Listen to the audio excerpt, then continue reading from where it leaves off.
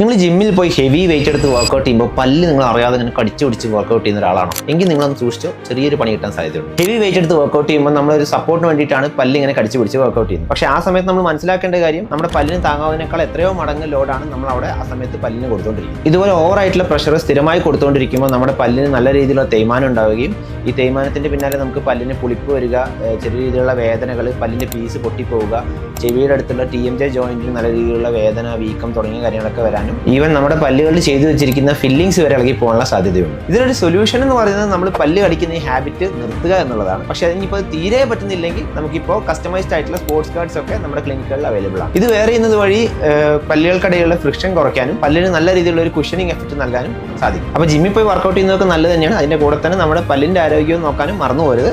അപ്പോൾ ഈ വീഡിയോ ഇപ്പോൾ തന്നെ നിങ്ങളുടെ ജിമ്മിൽ പല്ല് കടിച്ച് വർക്കൗട്ട് ചെയ്യുന്ന ജിം ആൻഡ് ഫ്രണ്ട്സിന് ഉടനെ തന്നെ അയച്ചു കൊടുത്തു.